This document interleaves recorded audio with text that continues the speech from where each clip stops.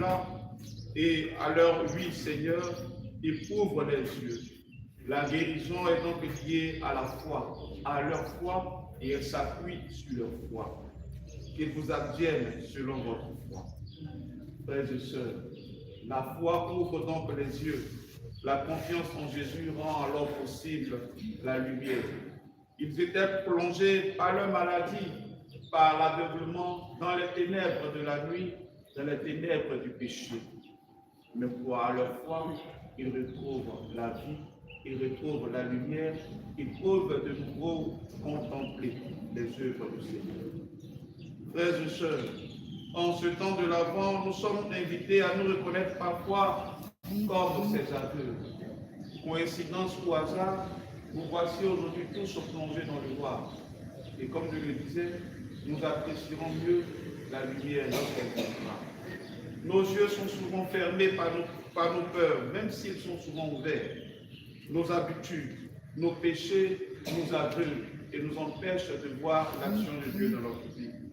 Mais Jésus vient nous ouvrir à une vision nouvelle, voir le monde avec les yeux de la foi, voir nos frères avec les yeux de la charité, voir notre avenir avec les yeux de l'espérance. La conversion que l'Avent nous demande est donc une guérison intérieure. Passer des ténèbres à la lumière, passer du péché à la sainteté, passer de la peur à la confiance, de l'aveuglement à la foi.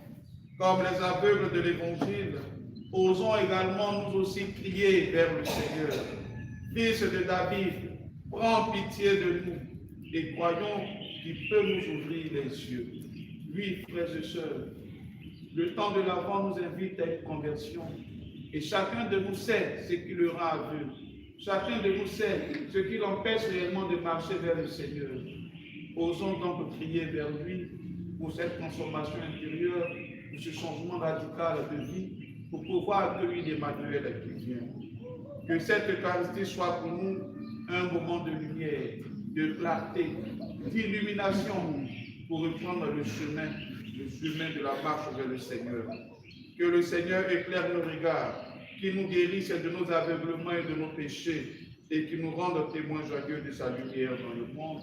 Demandons-le à lui qui vient, qui était et qui sera à jamais. Amen. Amen.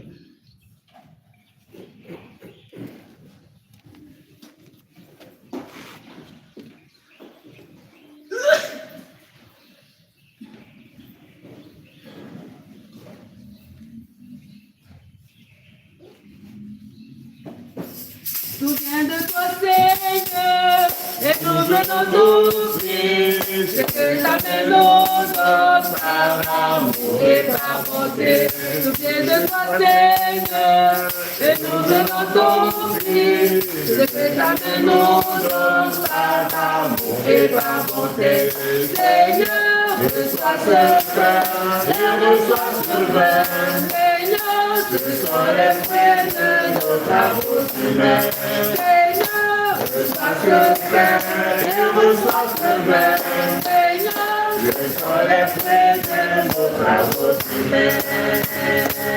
Devant ton autel, me voici, Seigneur, pour t'offrir ma vie. Souviens de toi, Seigneur, et nous venons t'offrir ce que ta main nous donne par amour et par bonté. Souviens de toi, Seigneur, et nous venons t'offrir ce que ta main nous donne par amour et par bonté. Seigneur, reçois ce pain et reçois ce vin. Seigneur, ce sont les fruits de nos travaux humains. Reçois ce pain et reçois ce vin. Seigneur, ce sont les fruits de nos travaux humains. Que ce pain, Seigneur, devienne ton corps, signe d'unité. Souviens de toi, Seigneur, et nous venons t'offrir ce que ta main nous donne par amour et par bonté. Souviens de toi, Seigneur, et nous venons t'offrir ce que ta main nous donne par amour et par bonté.